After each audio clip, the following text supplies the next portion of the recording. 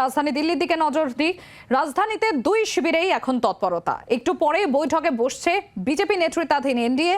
বৈঠকে নরেন্দ্র মোদীকে সংসদীয় নেতা হিসেবে নির্বাচিত করা হবে। প্রধানমন্ত্রী হিসেবে তৃতীয়বারের জন্য শপথ নেবেন মোদী। আর এদিকে আগামীকাল দিল্লিতে কংগ্রেসের ওয়ার্কিং কমিটির বৈঠক রয়েছে।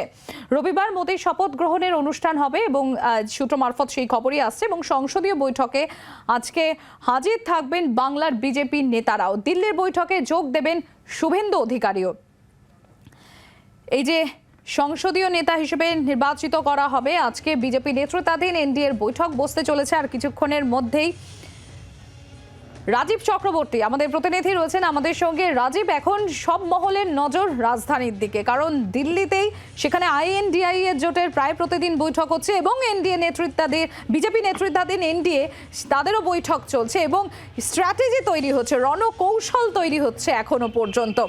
আজকে আবারও বিজেপি নেতৃত্বাধীন এনডিএর বৈঠক হতে চলেছে। কি কি আলোচ্য বিষয় উঠে আসতে পারে এই বৈঠকে?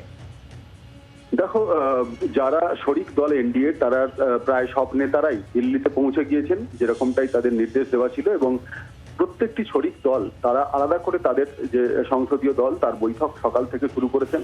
প্রত্যেকটি শরিক দলের নেতারা দিল্লিতে তাদের সাংসদদের সঙ্গে বৈঠক করছেন এবং এরপর সকাল 11:30টায় তারা সংসদ ভবনে পৌঁছবেন এবং সংসদ ভবনে এনডিএ সংসদীয় দলের বৈঠক হবে এবং সেই বৈঠকে নরেন্দ্র মোদীকে তাদের নেতা হিসেবে তারা বেছে নেবেন। এবং নরেন্দ্র মোদীকে তারা নেতা হিসেবে বেছে নেওয়ার পর একটি প্রস্তাব পাশ করানো হবে, যেখানে তারা রাষ্ট্রপতির কাছে প্রস্তাব পাঠাবেন, যে সরকার গঠনের প্রস্তাব, এবং তাতে এনডিএ শরিক দলগুলি তারা সমর্থন জানাচ্ছেন এবং সেই সমর্থনের ভিত্তিতে তাদের স্বাক্ষরিত একটি পত্র যাবে রাষ্ট্রপতির কাছে। সেই প্রক্রিয়াটি মূলত হবে। এছাড়াও প্রধানমন্ত্রী নরেন্দ্র মোদী আজকে এনডিএ সংসদীয় দলের সদস্যদের কাছে ভাষণ দেবেন, যেখানে সব বিজেপি শাসিত রাজ্যের মুখ্যমন্ত্রীদের আমন্ত্রণ জানানো হয়েছে। যে রাজ্যে মুখ্যমন্ত্রী নেই বিজেপি, সেখানে বিরোধী দলনেতাদের ডাকা হয়েছে, যারা উপমুখ্যমন্ত্রী রয়েছে তাদের ডাকা হয়েছে এবং সাংসদরা তো বটেই। সব নেতাদের সামনে প্রধানমন্ত্রী নরেন্দ্র মোদী আজকে ভাষণ দেবেন। তিনি মূলত আগামী 5 বছর কিভাবে সরকার। রাজীব, তুমি আমাদের সঙ্গে থাকো, আপাতত তোমাকে ধন্যবাদ।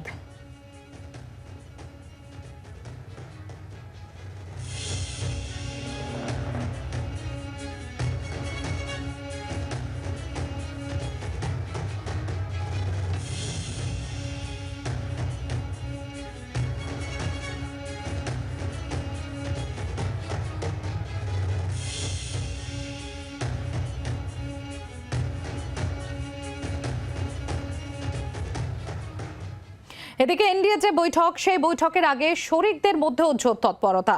কেন্দ্রীয় মন্ত্রিসভা নিয়ে তুঙ্গে কৌতূহল, রণকৌশল নিয়ে বৈঠকে চিরাগ পাসওয়ান। টিডিপি সুপ্রিমো চন্দ্রবাবু নাইডুর বাসভবনে বৈঠক।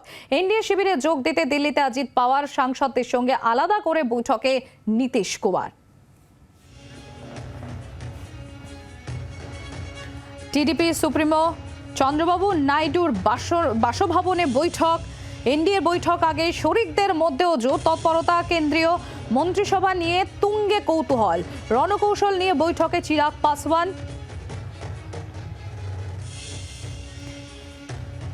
টিডিপি সুপ্রিমো চন্দ্রবাবু নাইডুর বাসভবনে বৈঠক। এনডিএ শিবিরে যোগ দিতে দিল্লিতে অজিত পাওয়ার, সাংসদদের সঙ্গে আলাদা করে বৈঠকে নীতিশ কুমার। আপনাদের জানিয়ে রাখবো, আর কিছুক্ষণের মধ্যে এনডিএর বৈঠক হতে চলেছে এবং তার আগে শরিকদের মধ্যেও জোর তৎপরতা। কেন্দ্রীয় মন্ত্রিসভা নিয়ে তুঙ্গে কৌতূহল, রণকৌশল নিয়ে বৈঠকে চিরাগ পাসওয়ান। টিডিপি সুপ্রিমো চন্দ্রবাবু নাইডুর বাসভবনে বৈঠক। এনডিএ শিবিরে যোগ দিতে দিল্লিতে অজিত পাওয়ার, সাংসদদের সঙ্গে আলাদা করে বৈঠক নীতিশ কুমারের।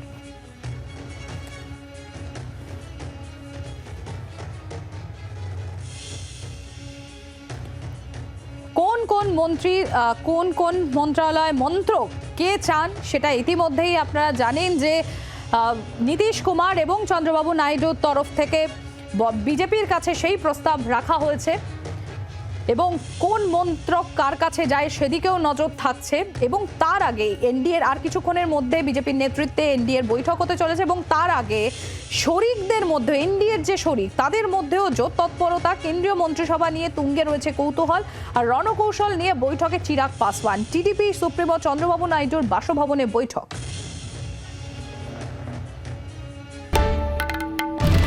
বাংলার আওয়াজ, বাঙালির আবেগ, জি 24 ঘন্টা।